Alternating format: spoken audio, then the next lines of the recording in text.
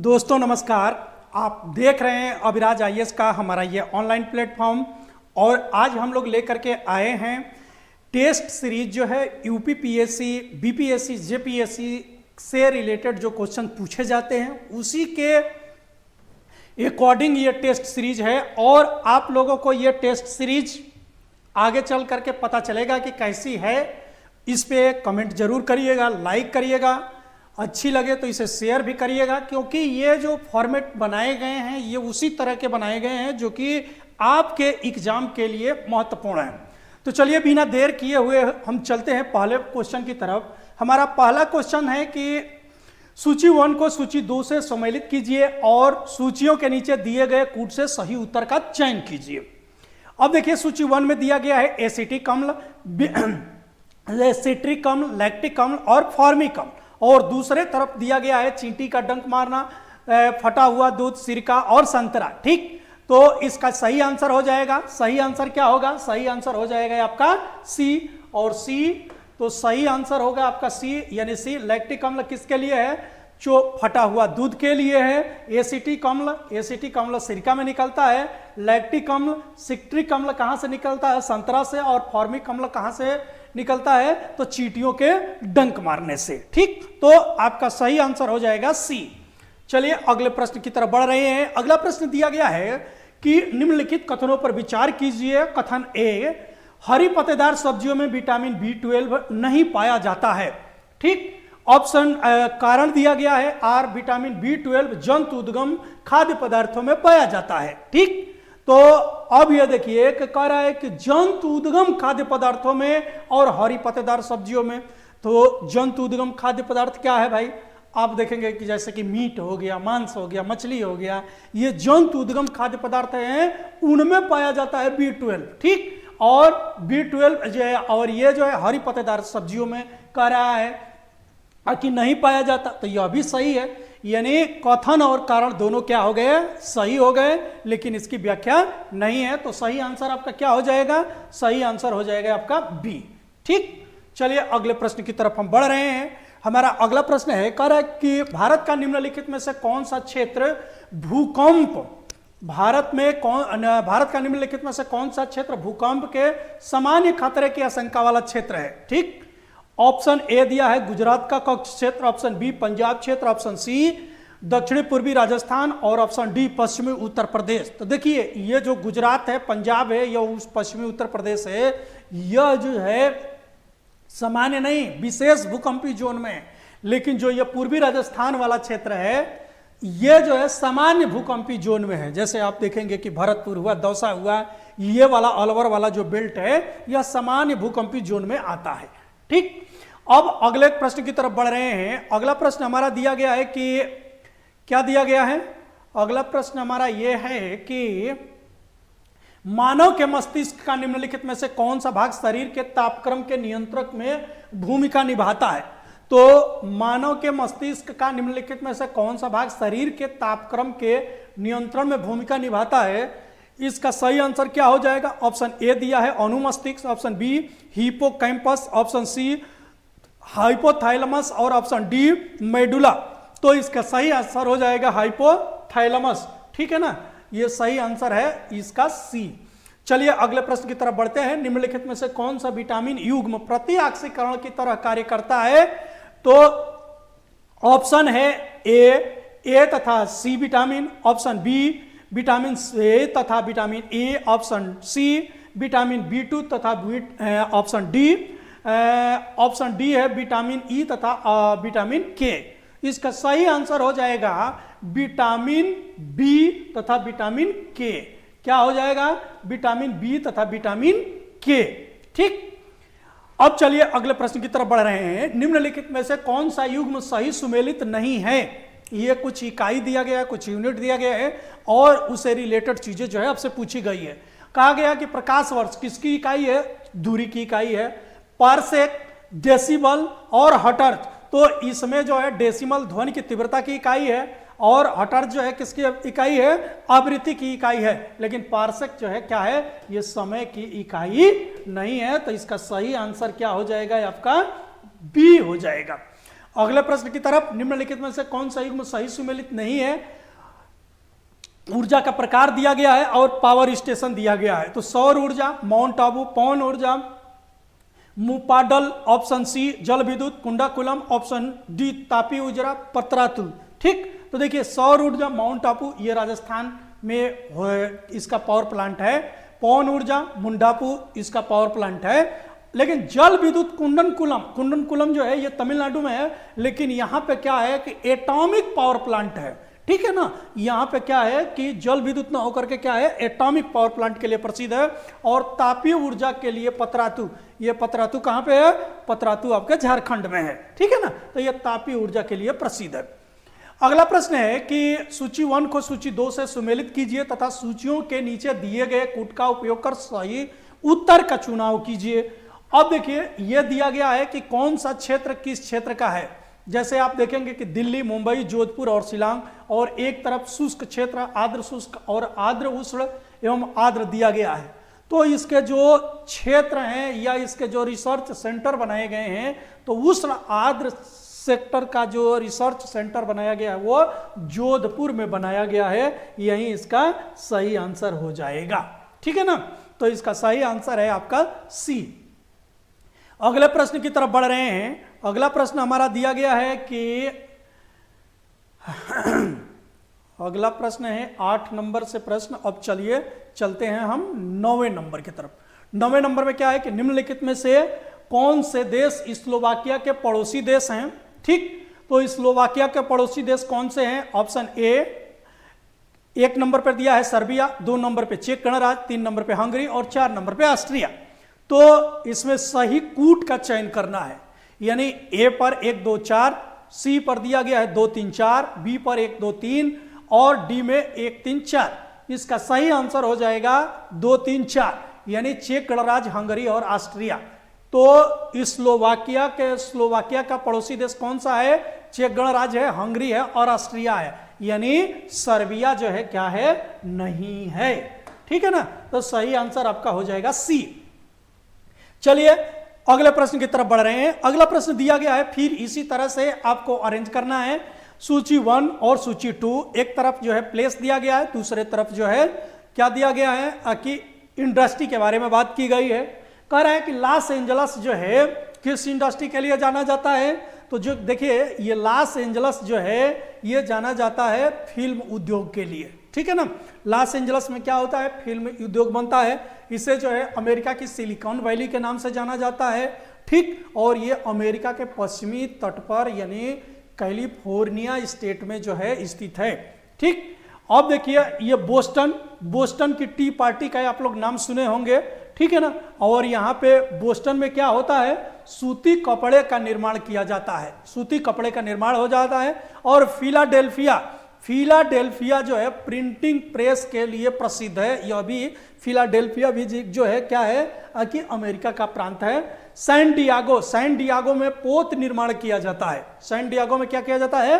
पोत निर्माण। तो लॉस एंजलस फिल्म, बोस्टन सूती कपड़ा, सैन डियागो पोत निर्माण, फिलाडेल्फिया प्रिंटिंग प्रेस और प्रकाशन। तो सही आंसर आपका क्या हो जाएगा? सही आंसर आपका इसका हो जाएगा आपका बी। ठीक, चलिए अगले प्रश्न की तरफ हम बढ़ रहे हैं। हमारा अगला प्रश्न है कि भारत के राष्ट्रपति के संदर्भ में निम्नलिखित में से कौन सा कथन सही है?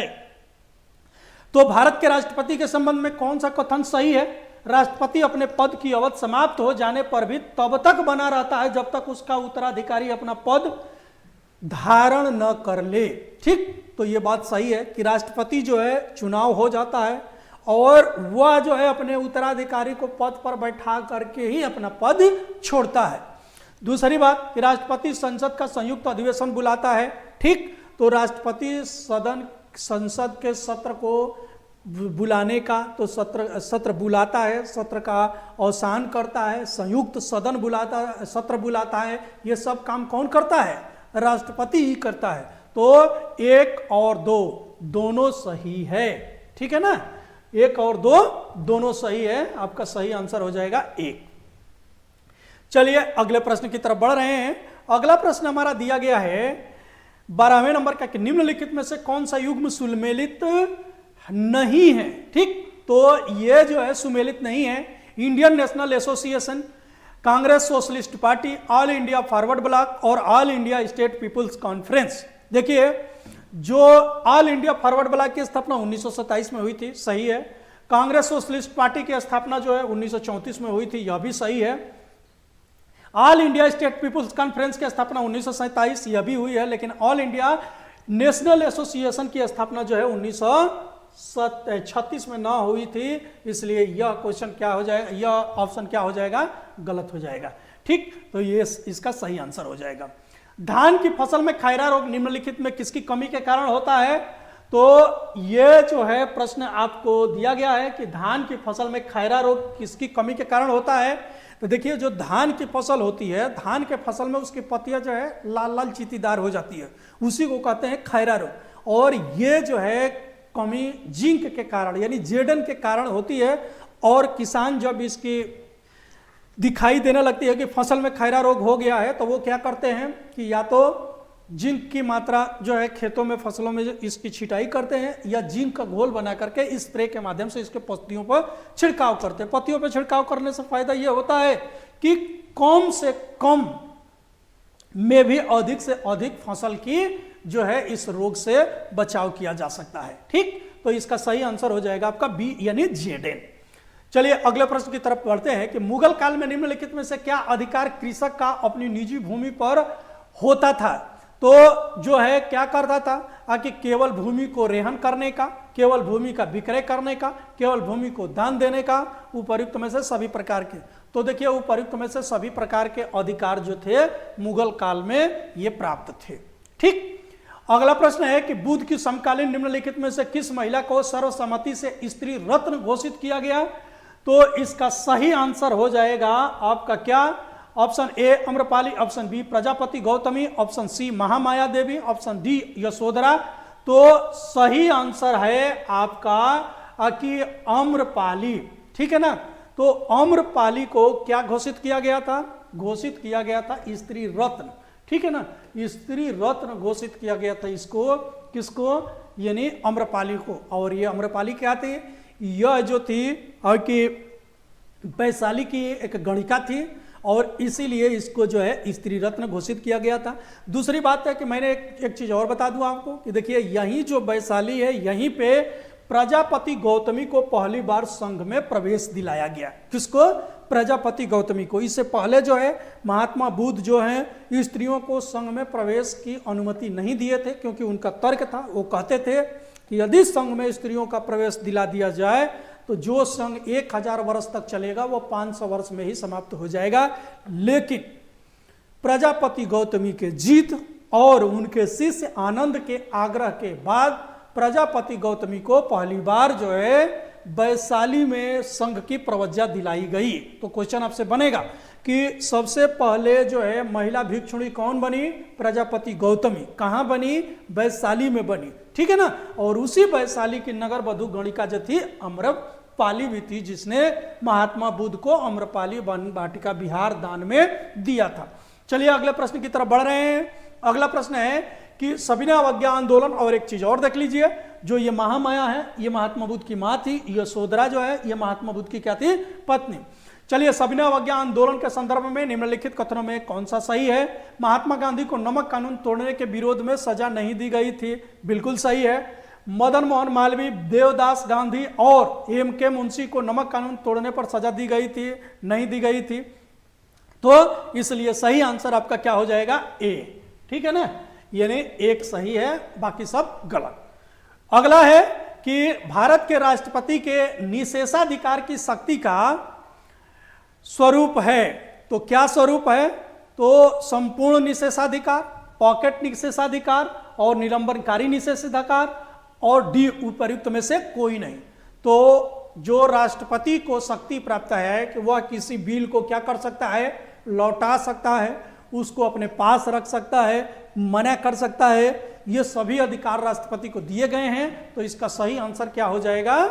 डी। ठीक है ना, तो इसका सही आंसर आपको डी हो जाएगा। अब चलिए अगले प्रश्न की तरफ बढ़ते हैं। अगला प्रश्न है कि सतत विकास विशेष बल देता है मानव को वर्तमान की आवश्यकताओं की पूर्ति किसी भी कीमत पर सुनिश्चित करने हेतु मानव को मुख्यतः भविष्य की आवश्यकताओं की पूर्ति सुनिश्चित करने हेतु, मानवता को वर्तमान की आवश्यकताओं की पूर्ति भविष्य की पीढ़ियों की आवश्यकताओं की पूर्ति की उपेक्षा करते हुए सुनिश्चित करने हेतु, और डी मानवता को वर्तमान की आवश्यकताओं की पूर्ति इस प्रकार सुनिश्चित करने हेतु कि आगामी पीढ़ियों के संबंधों की उपलब्धता से समझौता न हो सके। तो इसका सही आंसर हो जाएगा आपका क्या, डी। इसका सही आंसर होगा आपका डी, यानी सस्टेनेबल डेवलपमेंट का मतलब यह है कि आप विकास उस प्रकार से करिए कि हम भी भूखा न रहें, साधु न भूखा जाए वाली कहानी, यानी आपको संसाधनों की कमी न हो और आगे आने वाली पीढ़ियों को भी संसाधनों की कमी न हो। अगला प्रश्न है कि पारिस्थितिकी तंत्र के निम्नलिखित में से कौन सा घातक जैव तथा अजैव जगतों के बीच मध्यस्थ की भूमिका निभाता है। ठीक, तो कौन सा निभाता है, इसका जो है सही आंसर यानी उत्पादक, उपभोक्ता, वियोजक और आवास क्षेत्र। ठीक, तो पारिस्थितिकी तंत्र में कौन सा घातक जैव तथा अजैव जगतों के बीच जो है क्या करता है कि मध्यस्थता की भूमिका निभाता है। ये जो है ये कौन करता है, जो प्रोड्यूसर है यानी उत्पादक है, ठीक है ना, यही जो है इनके बीच में जोड़ने का काम करता है। निम्नलिखित कथनों पर विचार कीजिए। सतत आर्थिक वृद्धि के बिना सामाजिक विकास संभव नहीं है। कारण क्या कर रहा है कि सामाजिक विकास हेतु स्वास्थ्य आर्थिक वृद्धि पूर्वापेक्षित है। अब क्या है, आगे देखिए, कह रहा है कि जो इसके कूट दिए गए हैं, कूट कह रहा है क्या कि ए तथा आर दोनों सही है और ए आर की सही व्याख्या करता है। बी कह रहा है कि ए आर तो दोनों सही है किंतु इसकी व्याख्या नहीं है। ए सी कहता है कि एक सही किंतु आर गलत, और डी कहता है कि एक गलत है किंतु आर सही है। अब एक बार प्रश्न देखिए, कह रहा है कि सतत आर्थिक वृद्धि के बिना सामाजिक विकास संभव नहीं है। बिल्कुल सही है, क्योंकि जब तक हम सस्टेनेबल डेवलपमेंट पर ध्यान नहीं देंगे तब तक हम सामाजिक विकास तो नहीं कर सकते। यानी ये नहीं, सस्टेनेबल आर्थिक विकास से मतलब है कि जो हमारे पास संसाधन हैं उनका जो वितरण हो वो उचित तरीके से हो। ये ना हो कि एक व्यक्ति अरबपति खरबपति होते चला जाए और दूसरा व्यक्ति जमीन पर लौटा रहे। ठीक है, यानी जो हमारे पास संसाधन है उसका वितरण ऐसा होना चाहिए कि अधिक से अधिक जो इनके बीच की खाई है, दूरी हो, उसको क्या किया जा सके, कम किया जा सके।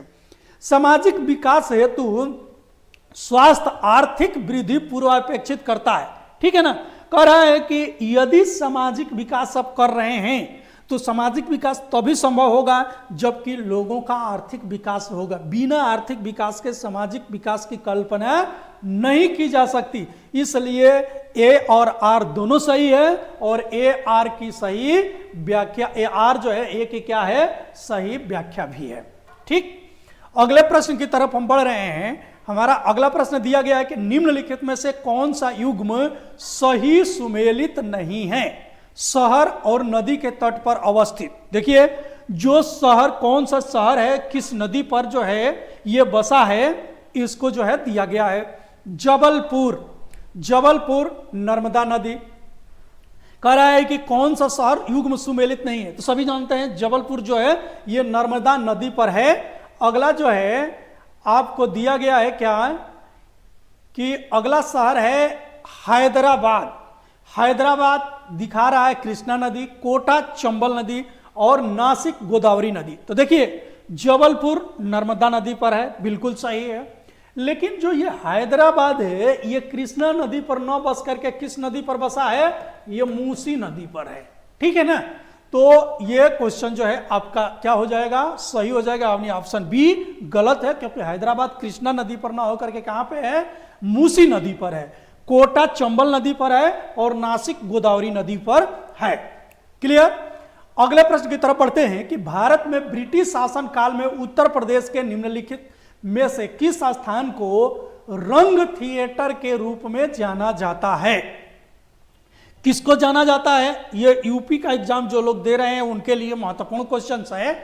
कह रहा है कि ए काशी हिंदू विश्वविद्यालय वाराणसी, ऑप्शन बी प्रयागराज स्थित उच्च न्यायालय, ऑप्शन सी लखनऊ का 76 मंजिल और ऑप्शन डी जीपीओ लखनऊ। ठीक, तो इसका सही आंसर हो जाएगा जीपीओ, यानी जीपीओ लखनऊ जो है ये क्या है कि रंग थिएटर के रूप में जाना जाता है। क्लियर। अगले प्रश्न की तरफ हम बढ़ रहे हैं। अगला प्रश्न है कि निम्नलिखित में से कौन सा सही सुमेलित नहीं है। कौन सा सही सुमेलित नहीं है? एक तरफ दिया गया है फसल और दूसरी तरफ दी गई है प्रजाति, तो किस फसल की कौन सी प्रजाति है, अब इसी को देखना है। देखिए, सरसों की प्रजाति बरुड़ा है। सरसों की प्रजाति क्या है? बरुड़ा। मटर की जो है प्रजाति है रचना, और अलसी की प्रजाति है नीलम।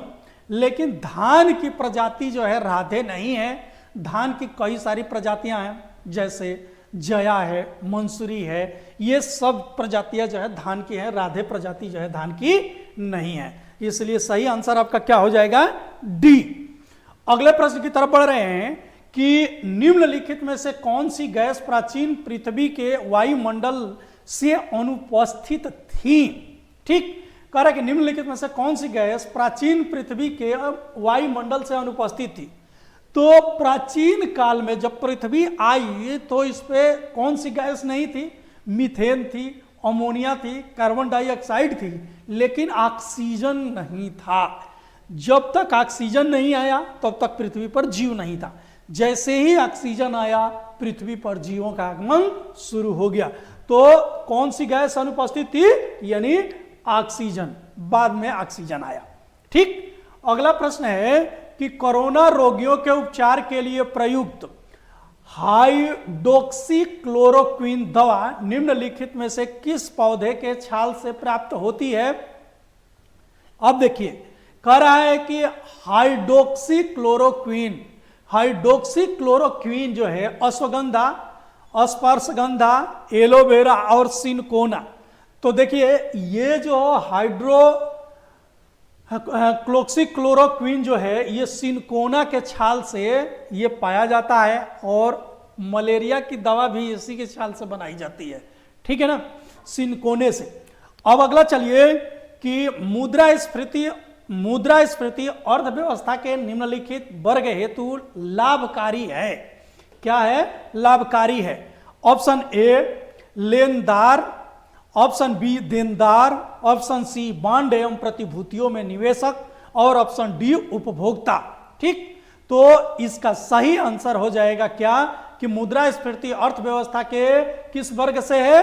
तो ये लेनदार से संबंधित है। ठीक है ना, जो लेते हैं उनसे जो है ये मुद्रास्फीति संबंधित है। क्लियर। अब आगे देखिए, आगे कह रहा है कि राजीव गांधी राष्ट्रीय विमानन विश्वविद्यालय उत्तर प्रदेश में कहां स्थित है। तो राजीव गांधी जो है राष्ट्रीय विमानन जो है उत्तर प्रदेश के फुर्सतगंज, और ये फुर्सतगंज कहां पे है? ये उत्तर प्रदेश के रायबरेली में है। ठीक है ना, तो यहीं पर जो है राजीव गांधी विमानन विश्वविद्यालय जो है क्या है? स्थापित किया गया है। क्लियर। अब चलिए चलते हैं अगले क्वेश्चन की तरफ। अगला क्वेश्चन क्या है कि प्रसिद्ध ज्वालामुखी पर्वत काराकाटोवा जो है कहां पे है? किस देश में है? Option A Italy, option B Indonesia, option C संयुक्त राज्य अमेरिका, ऑप्शन डी जापान। तो ये काकाटोवा जो है ये कहां पे है? इंडोनेशिया में है। ठीक है ना। अगले प्रश्न की तरफ हम बढ़ रहे हैं। अगला प्रश्न दिया है क्या? अगला प्रश्न है कि सूची 1 को सूची 2 से सुमेलित कीजिए तथा सूचियों के नीचे दिए गए कूट से सही उत्तर का चयन कीजिए। अब एक तरफ दिया है स्थान और दूसरे तरफ दिया गया है कार्य, यानी काकरापार। काकरापार में क्या होता है? Option B Pokhran, option C Thumba और ऑप्शन डी श्रीहरिकोटा। तो देखिए, श्रीहरिकोटा से क्या किया जाता है कि जितने भी आपके उपग्रह हैं सब ये जो है क्या किए जाते हैं? ये छोड़े जाते हैं। ठीक, जो आपका पोखरण है, पोखरण में ये क्या किया गया था? पोखरण में जब पहली बार हम लोगों ने न्यूक्लियर बम विस्फोट किया था तो ये पोखरण में ही किया गया था। और पोखरण में जब पहली बार किया गया था इंदिरा गांधी के समय में, तो इसका थीम रखा गया था इस्माइल बुद्धा, यानी बुद्ध मुस्कुराए। ठीक, और बाद में 1998 में भी फिर किया गया था पोखरण में ही दूसरा न्यूक्लियर परीक्षण। तो यहां पे क्या किया जाता है, यानी न्यूक्लियर परीक्षण के लिए यह जाना जाता है पोखरण, परमाणु विस्फोट के लिए। अब काकरापार में जो है ये न्यूक्लियर पावर प्लांट है आपका, ये क्या है, न्यूक्लियर पावर प्लांट है। ठीक, और श्रीहरिकोटा में आप समझ रहे हैं कि यहां से जितने भी हमारे सैटेलाइट जो है लॉन्च किए जाते हैं, ये कहां से किए जाते हैं, श्रीहरिकोटा से, और थुम्बा से रॉकेट जो है प्रक्षेपण किया जाता है। ठीक, तो इसका सही आंसर हो जाएगा आपका सी। अगले प्रश्न की तरफ बढ़ रहे हैं। अगला प्रश्न हमारा है 30 नंबर का कि एक भू स्थिर कृत्रिम उपग्रह का आवर्तकाल होता है। तो एक जो है जियो सैटेलाइट जो है उपग्रह का कार्यकाल कितना होता है, तो ये होता है आपका 24 घंटे। ठीक, कितना घंटा होता है, 24 घंटा। तो सही आंसर हो जाएगा आपका बी, 24 घंटा। अगला प्रश्न है कि भारतीय संविधान के किस अनुच्छेद में, तो ये जो था आपके 31 नंबर का जो प्रश्न है कि भारतीय संविधान के किस अनुच्छेद में केंद्र शासित प्रदेश के लिए उच्च न्यायालय का प्रावधान किया गया है। ठीक, तो देखिए ये जो हमारे भारतीय संविधान में उच्च न्यायालयों की बात हुई कि जैसे कि प्रत्येक राज्य में क्या होगा, एक उच्च न्यायालय होगा। ठीक, लेकिन यदि चाहें, केंद्र चाहें, तो क्या कर सकता है कि एक या दो राज्यों के न्यायालय भी एक ही बना सकता है। ठीक, और ये ऐसा आपके पास है। तो कहां पे है, जैसे देख रहे हैं पंजाब और हरियाणा के लिए एक ही उच्च न्यायालय है, वो पंजाब और हरियाणा उच्च न्यायालय कहां पे है, चंडीगढ़ में। इसी तरह से आप देखते हैं क्या कि गोवा का उच्च न्यायालय, तो गोवा का उच्च न्यायालय कहां पे है, मुंबई में है। मुंबई का भी उच्च न्यायालय मुंबई, और गोवा का, तो गोवा और मुंबई का एक ही न्यायालय है, क्योंकि गोवा में अपना कोई सेपरेट न्यायालय नहीं है। इसी तरह से आप चले जाइए कि पूर्वोत्तर के जैसे कि राज्य हैं, उन राज्यों में अब तो बनाया जा रहा है, लेकिन गुवाहाटी जो था पहले क्या था कि पहले सभी पूर्वोत्तर के राज्यों का उच्च न्यायालय गुवाहाटी में ही था। ठीक है ना, लेकिन अब जो है 2013 के बाद जो है कई सारे राज्यों में वहां पे उच्च न्यायालय उसका सेपरेट बना दिया गया। लेकिन 241 में यह व्यवस्था की गई, क्या व्यवस्था की गई कि जो केंद्र शासित प्रदेश हैं वह भी यदि केंद्र चाहे तो उनका भी सेपरेट क्या बना सकता है, उच्च न्यायालय। और इसका एग्जांपल कहां पे है, दिल्ली में। यानी जो दिल्ली एक केंद्र शासित प्रदेश है, लेकिन दिल्ली का अपना एक उच्च न्यायालय भी है। बाकी सारे केंद्र शासित प्रदेशों के अपने स्वयं के उच्च न्यायालय नहीं है। जैसे पुडुचेरी का उच्च न्यायालय आपका चेन्नई में है, और इसी तरह से अंडमान निकोबार का उच्च न्यायालय आपको कहां पे मिलेगा, कोलकाता में। ठीक है ना, और आपके जो लक्षद्वीप है, लक्षद्वीप का उच्च न्यायालय आपको एर्नाकुलम यानी कहां पे, केरल में। और दादरा नगर हवेली का जो उच्च न्यायालय है वो आपके मुंबई में है। दिल्ली का अपना उच्च न्यायालय है। चंडीगढ़ का जो है उच्च न्यायालय चंडीगढ़ में, जो कि पंजाब और हरियाणा का ऑलरेडी उच्च न्यायालय है। ठीक है, और यहां देखेंगे कि जो जम्मू कश्मीर है, तो जम्मू कश्मीर और लद्दाख इन दोनों का उच्च न्यायालय अभी क्या है कि जो जम्मू कश्मीर जो राज्य था, जो पहले उसका उच्च न्यायालय था, उसी को इनका ज्वाइंट जो है न्यायालय बना दिया गया है। क्लियर। अब चलिए अगले प्रश्न की तरफ बढ़ते हैं। अगला प्रश्न की निम्नलिखित में से कौन से देश चारों ओर से स्थलों से घिरा है, यानी जो ये देश दिए गए हैं इनमें से कौन सा देश जो है लैंड लॉक देश है। ठीक है ना, तो लैंड लॉक कंट्री इसमें से कौन है, ऑप्शन ए कह रहा है कि आर्मेनिया, मोंटेनिग्रो, बोत्सवाना और इथोपिया। ठीक, तो जो इसमें दिया गया है दो, यानी आर्मेनिया और इथोपिया, ये जो है क्या है कि लैंड लॉक हैं। ठीक है ना, यानी स्थलों से दोनों चारों तरफ से घिरे हुए हैं, इनके बाउंड्री पर कोई भी समुद्र नहीं है। जिन देशों के बाउंड्री चारों तरफ से केवल लैंड से घिरी होती है उसके बाउंड्री पर कोई समुद्र नहीं हो, ऐसे देशों को हम लोग लैंड लॉक देश के नाम से जानते हैं। चलिए चलते हैं अगले प्रश्न की तरफ। अब जो हमारा 33 नंबर का क्वेश्चन है, कह रहा है कि निम्नलिखित में से किसने अरब, फारस एवं मध्य एशिया से विद्वानों को आमंत्रित किया था। देखिए option A Balban, option B Alauddin Khilji, option C Mohammad bin Tughlaq, option D Sikandar Lodi. एक चीज देखिए कि पूरे दिल्ली सल्तनत में कहा जाता है कि मोहम्मद बिन तुगलक जो है सबसे पढ़ा लिखा था, लेकिन यह सबसे क्या था, मूर्ख भी था। ठीक, यानी मूर्ख इसलिए कहा गया कि इसने जितने भी फैसले लिए सभी के सभी इसके फैसले जो है असफल हुए। चाहे वो सांकेतिक मुद्रा की बात कीजिए, चाहे दोआब में कर वृद्धि की बात कीजिए, चाहे आपको दिल्ली से दौलताबाद राजधानी परिवर्तन की बात कीजिए, इसके सारे निर्णय क्या हुए, असफल हुए। ठीक है ना।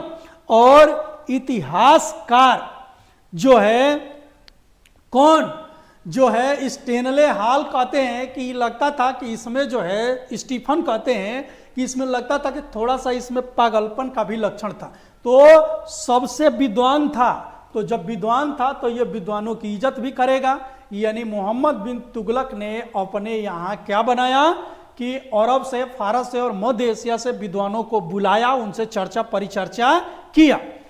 एक व्यक्ति और है इसमें, देखिए सिकंदर लोदी, इसने भी 2 पुस्तकें लिखी थी और ये पुस्तकें आपसे पूछा जाता है। एक पुस्तक लिखी थी फरहंगे सिकंदरी, क्या था, फरहंगे सिकंदरी, और ये इसकी पुस्तक जो थी आयुर्वेद की पुस्तक थी। और एक पुस्तक लिखा था लहजत ए सिकंदरी, और ये पुस्तक जो थी इसकी संगीत की पुस्तक थी। ठीक है ना। तो यह भी विद्वान था। ठीक, आगे चलिए, तो इसमें कंफ्यूजन नहीं करना है। आगे चलते हैं कि भारत का पहला संविधान साक्षर जिला कौन बन गया है। अब ये देखिए ऑप्शन ए में क्या है कि केरल का कोलम, ऑप्शन बी मध्य प्रदेश का विदिशा, ऑप्शन सी गुजरात का अहमदाबाद, ऑप्शन डी हरियाणा का रोहतक। तो इसमें सही आंसर हो जाएगा आपका जो केरल का कोलम जिला है। केरल का कोलम जिला है, ये पूरी तरह से संविधान साक्षर बन गया है। संविधान साक्षर का मतलब यहां पे हर लोगों को संविधान के बारे में नॉर्मल जानकारी है। ठीक, और सबको संविधान की जानकारी रखनी चाहिए। कुछ ना हो तो उनको प्रियम्बल की भी जानकारी रहनी चाहिए कि हम भारत के लोग भारत को एक संपूर्ण प्रभुत्व संपन्न समाजवादी पंथ निरपेक्ष लोकतंत्रात्मक गणराज्य बनाने के लिए ये जो प्रियम्बल है वो यह कम से कम आपके माइंड में होना चाहिए। तो ये केरल का कोलम डिस्ट्रिक्ट जो है ये बन गया है। आगे चलते हैं कि निम्नलिखित में से कौन सा भारत का सबसे गहरा बंदरगाह है। ठीक, option A Kandla, option B Cochin, option C Kolkata और ऑप्शन डी विशाखापट्टनम। तो देखिए इसमें सही आंसर हो जाएगा आपका कौन सा, ये कांडला बंदरगाह जो है ये सबसे क्या है कि गहरा बंदरगाह है। सॉरी, विशाखापट्टनम जो है ये सबसे क्या है, गहरा बंदरगाह है। ठीक, ये जो आप कांडला बंदरगाह देख रहे हैं, ये कांडला बंदरगाह जो है इसको जो है इसे ज्वारीय बंदरगाह भी कहते हैं। ज्वार भाटा जो आता है, जैसे जब ये टाइड आएगा तो इसमें पानी आ जाएगा और टाइड समाप्त हो जाएगा तो पानी इसमें समाप्त हो जाता है, तो इसलिए इसको ज्वारी बंदरगाह भी कहते हैं। तो ये विशाखापट्टनम है जो कि सबसे गहरा बंदरगाह है। क्लियर। आगे चलिए, निम्नलिखित में से कौन सा उत्तर प्रदेश का परंपरागत संगीत नहीं है। Option A Rasiya, option B Sawani, option C Thumri, option D Kalbelia. ठीक, तो देखिए जो कालबेलिया है ये क्या है कि उत्तर प्रदेश का नृत्य नहीं है। ठीक है, बाकी सारे नृत्य किसके हैं, उत्तर प्रदेश के हैं। अब चलिए अगले प्रश्न की तरफ चलते हैं कि दूध को दही में बदलने की प्रक्रिया निम्नलिखित में से किस बैक्टीरिया द्वारा होती है। किस बैक्टीरिया द्वारा होती है, और कालबेलिया आप लोग खोजिएगा। ठीक है, इसलिए नहीं बताए क्योंकि कुछ आप लोग भी काम कीजिए, वो आईएएस में पूछा गया है कि कालबेलिया जो है कहाँ का लोक नृत्य है, तो ये काम आप लोगों का है। ठीक, दूध को दही में बदलने की प्रक्रिया निम्नलिखित में से किस बैक्टीरिया द्वारा होती है। Option A mycobacteria, option C pseudomonas, option B lactobacteria, option D xanthomonas. तो ये सही आंसर हो जाएगा आपका डी। ठीक, ये लैक्टोबैक्टीरिया जो है ये क्या करती है कि दूध को तोड़ करके उसको दही में बनाने का काम करती है, लैक्टोबैक्टीरिया। ठीक, अब चलते हैं अगले प्रश्न की तरफ कि किस राज्य ने स्वयं बैंकिंग सेवा में पूरी तरह से डिजिटल होने वाला देश का पहला राज्य घोषित हो गया है। ठीक, तो यह सही आंसर हो जाएगा आपका सी केरल। ठीक है ना, देखिए केरल साक्षरता में, डिजिटल में, चाहे आप अभी देखें कि संविधान में, ये तमाम शिक्षा के क्षेत्र में अपना कीर्तिमान स्थापित करता है। ठीक, तो ऐसे क्वेश्चनों में आपको कभी कभी कंफ्यूजन हो नहीं आ रहा है, तो यदि आप तुक्केबाजी भी कर रहे हैं तो इधर उधर न जाइएगा, कम से कम एक बार केरल के तरफ जरूर यदि ऑप्शन में हो तो उस पर ध्यान दीजिएगा।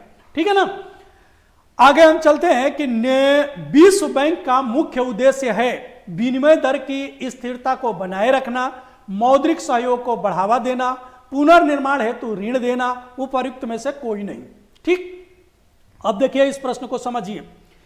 एक है आईएमएफ यानी इंटरनेशनल मॉनेटरिंग फंड, और दूसरा है डब्ल्यूडी यानी वर्ल्ड बैंक, और इन दोनों संस्थाओं की स्थापना जो है द्वितीय विश्व युद्ध के बाद होती है। ठीक, और इसीलिए इनको जुड़वा भाई बहन के नाम से भी जाना जाता है। अब एक चीज समझिए, जो इंटरनेशनल मॉनेटरिंग फंड है यानी आईएमएफ है, ये किसी देश की यदि मॉनेटरिंग पॉलिसी जो है क्या हो जाती है, ध्वस्त हो जाती है, बर्बाद हो जाती है, उसके अपने सरकारी कर्मचारियों के वेतन देने के पैसे ना हो, उसको जो है अपने शासन चलाने के लिए पैसे ना हो, तत्काल ऋण की जरूरत हो, तो ऐसे स्थिति में वह ऋण तत्काल समय के लिए उपलब्ध कराता है आईएमएफ यानी अंतर्राष्ट्रीय मुद्रा कोष।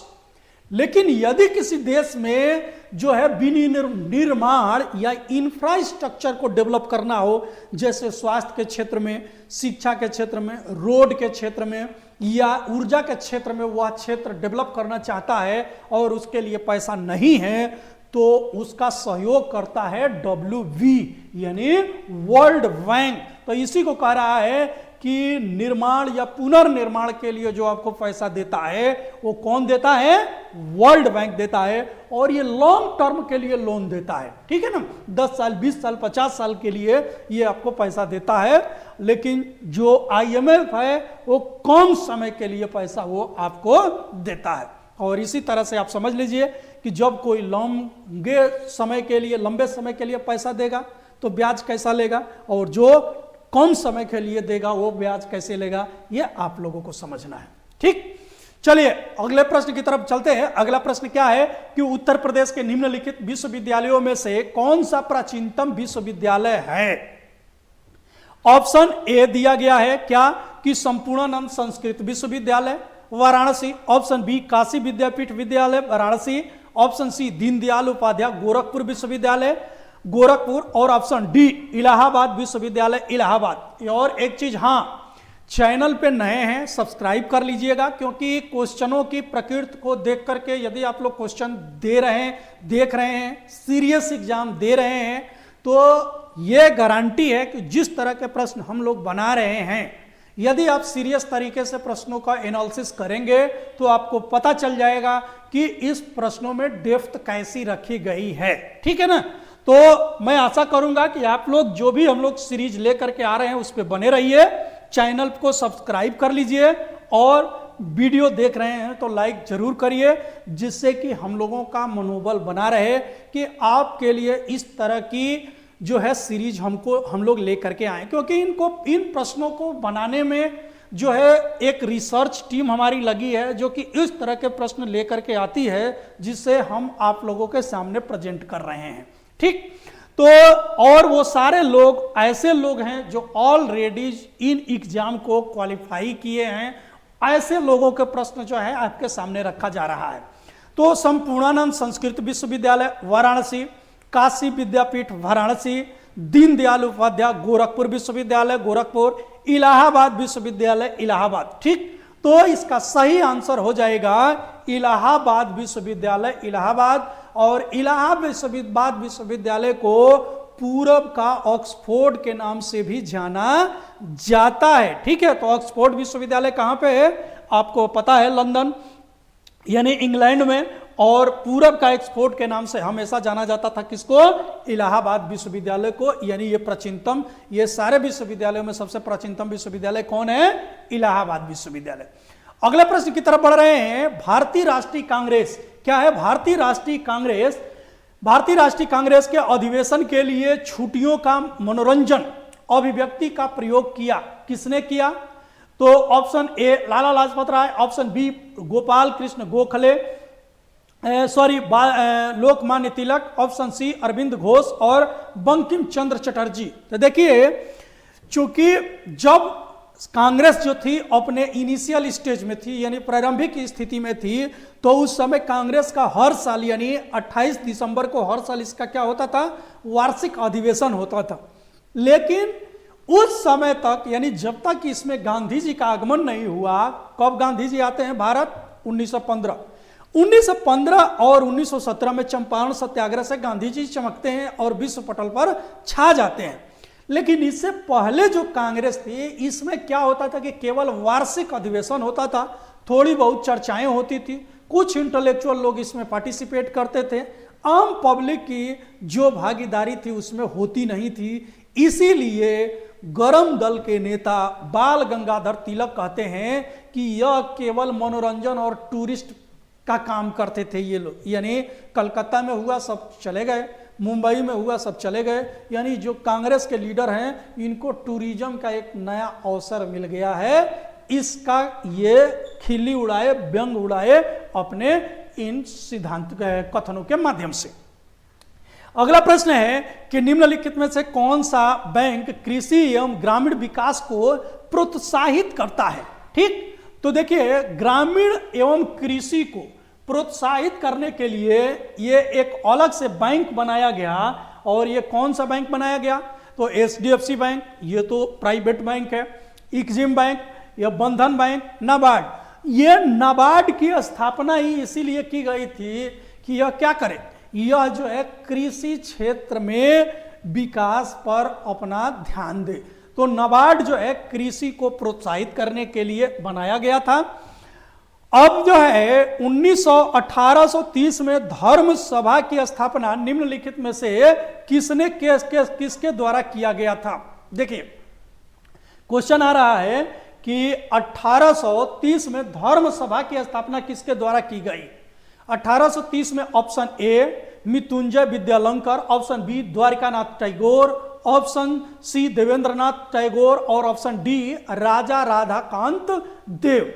तो जो धर्म सभा की स्थापना की गई वो की गई राजा राधाकांत देव। और राजा राधाकांत देव से एक दो पॉइंट और समझ लीजिए कि ये वही राजा राधाकांत देव हैं जब राजा राम मोहन राय सती प्रथा को समाप्त करने के लिए आंदोलन चला रहे थे, तो यही राजा राधाकांत देव ने उसका विरोध किया था। तो क्वेश्चन बनता है कि सती प्रथा के विरोध में, यानी सती प्रथा को समाप्त करने के लिए जब पेटिशन दायर किए थे राम मोहन राय ने, तो उनके विरोध में खड़ा कौन हुआ, यानी समर्थन कौन कर रहा था कि सती प्रथा बनी रहनी चाहिए, तो यही ये राजा राधाकांत देव हैं। इन्होंने किस स्थापना की थी, तो धर्म सभा की। और इन्होंने एक पत्रिका लिखी थी जिस पत्रिका का नाम क्या है, जमींदार। तो वो अभी प्रश्न पूछा गया है, देख लीजिएगा। चेन्नई में पहले स्टीम नवाचार और शिक्षण केंद्र का उद्घाटन किसने किया। ऑप्शन ए संयुक्त राष्ट्र संगठन, ऑप्शन बी एशियाई बैंक, ऑप्शन सी यूनेस्को और option D American India foundation ने। तो इसमें सही आंसर हो जाएगा अमेरिकन इंडिया फाउंडेशन द्वारा जो है इसका क्या किया गया है कि उद्घाटन किया गया है। 45 नंबर का क्वेश्चन यानी 45 नंबर का जो क्वेश्चन है इसमें दिया गया है कि जैविक एवं अजैविक क्या कि संघटकों के मध्य बिचौलिए का कार्य करता है। ठीक, तो जो जीव और अजीव, ठीक है ना, इनके बीच जो है एक पुल, एक ब्रिज का काम कौन करता है, तो ये करता है प्रोड्यूसर यानी उत्पादक। ठीक, अब अगला प्रश्न है कि निम्नलिखित में से कौन सा युग्म सही सुमेलित है। दांडी मार्च, असहयोग आंदोलन, पूर्ण स्वराज, नागपुर, भारत छोड़ो, लाहौर, और अगला क्या है, अगला दिया गया है कि नमक सत्याग्रह, सविनय अवज्ञा आंदोलन। तो देख लीजिए, जैसे आप ये देख रहे हैं कि दांडी मार्च में असहयोग नहीं था, और पूर्ण स्वराज जो है नागपुर से न होकर के कहां से हुआ था, लाहौर से हुआ था, और भारत छोड़ो मुंबई से, ठीक है ना। तो दांडी मार्च जो है सविनय अवज्ञा आंदोलन से संबंधित है। पूर्ण स्वराज लाहौर अधिवेशन में घोषणा की गई थी, और भारत छोड़ो मुंबई के ग्वालियर टैंक मैदान से। तो ये सभी के सभी क्या है, गलत हैं। लेकिन इसमें सही सुमेलित क्या है, नमक सत्याग्रह। और नमक सत्याग्रह जो है किसमें शुरू किया गया था, सविनय अवज्ञा आंदोलन के समय। तो सही क्या हो गया, नमक सत्याग्रह, सविनय अवज्ञा आंदोलन। अगला प्रश्न है कि सूची 1 को सूची 2 को सुमेलित कीजिए तथा सूची में दिए गए कूट से सही उत्तर का चयन कीजिए। अब क्या है, कह रहा है कि एक तरफ सूची 1, दूसरे तरफ सूची 2। इसमें क्या है, ए पश्चिम की ओर बहने वाली नदी, हिमालय पार नदी, बुध गंगा और बंगाल का शोक। अब किसको किसको क्या कहा जाता है, इसको मिलाना है। देखिए, जिस तरह से बिहार का शोक कहा जाता है कोसी नदी को, उसी तरह से बंगाल का शोक कहा जाता है किसको, दामोदर नदी को। किसको कहा जाता है, दामोदर नदी को, ठीक है ना। तो ये बंगाल के शोक के नाम से जानी जाती है। अब जो है अगला क्या है कि हिमालय पार जो है पश्चिम की ओर बहने वाली नदी। तो पश्चिम की ओर बहने वाली नदी है आपकी ताप्ती नदी। कौन सी है, ताप्ती नदी। और बुध गंगा किसको कहा गया है, तो बुध गंगा कहा गया है आपको किस नदी को, तो ये आप देख लीजिए एक मिनट कि पश्चिम की ओर बहने वाली नदी, पश्चिम की ओर बहने वाली नदी हो गई आपकी ताप्ती नदी। दामोदर नदी को कहा गया है बंगाल का शोक, और बुध गंगा और हिमालय पार नदी। तो हिमालय पार करती है कौन, ये जो देखेंगे सतलज नदी, यह जो है हिमालय को पार करके निकलती है, और बुध गंगा जो है ये कहा गया है गोदावरी को। तो सही आंसर हो जाएगा आपका बी, ठीक है ना। अब चलिए अगले प्रश्न की तरफ बढ़ रहे हैं। अगला प्रश्न है कि सूची 1 को सूची 2 से सुमेलित कीजिए और सूचियों के नीचे दिए गए कुछ से सही उत्तर का चयन कीजिए।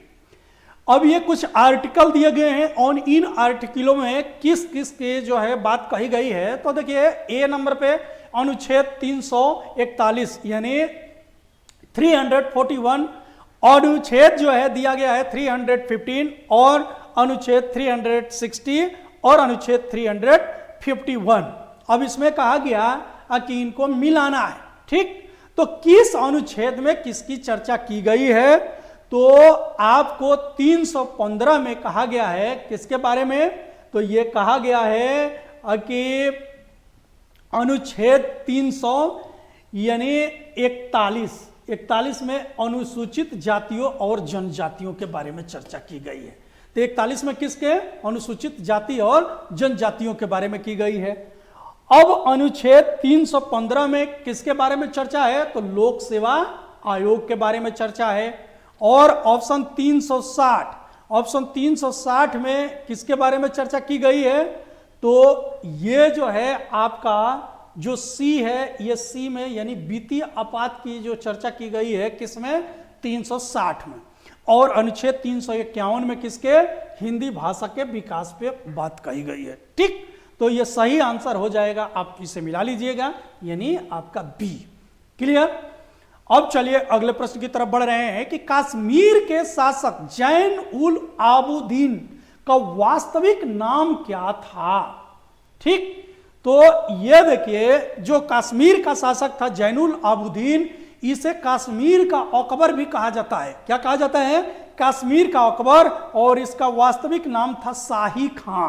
क्या नाम था, शाही खां। अगला प्रश्न है कि निम्नलिखित में से किसे COP28 जलवायु सम्मेलन के अध्यक्ष के रूप में नामित किया गया था, तो किसे नामित किया गया था, सुल्तान अल जबर। किसको नामित किया गया, सुल्तान अल जबर, ठीक है ना। तो ये मिस्र के शासक थे, क्योंकि मिस्र में ही COP28 का सम्मेलन किया गया।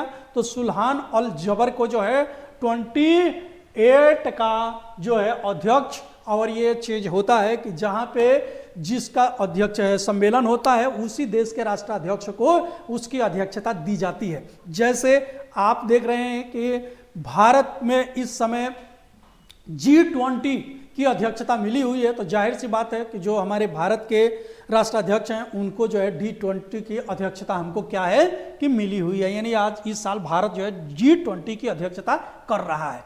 तो इस प्रकार से हमने 50 क्वेश्चंस यानी 50 क्वेश्चन की एक सीरीज जो है कंप्लीट किया। इसी तरह से 50-50 यानी 50-50 करके बाद में हम जो है आपको मैराथन सीरीज भी लेकर के आएंगे, जिसमें 150 से लेकर के 100 क्वेश्चंस रहेंगे, जो फुल कंप्लीट आपका पेपर रहेगा। और ये पेपर यदि आप लगा रहे हैं, यदि सीरीज को आप देख रहे हैं, तो ये 100% गारंटी है कि आपके 80% क्वेश्चंस जो है यहीं से होंगे। और एक चीज, हाँ एक चीज और देखिए कि जो ये प्रश्न बनाए गए हैं ये इसलिए बनाए गए हैं कि इसके इर्द गिर्द आपको तैयारी करना है, क्योंकि इसी के इर्द गिर्द से क्वेश्चन जो है निकाल करके आपके एग्जाम में पूछे जाते हैं। उन सारे सेक्शनों को कवर करने का प्रयास किया गया है। आशा है आप लोगों को हमारी ये सीरीज अच्छी लग रही हो। यदि अच्छी लगी हो तो फिर एक बार चैनल को लाइक जरूर करिएगा, नए हैं तो सब्सक्राइब कर लीजिएगा और शेयर भी करिएगा।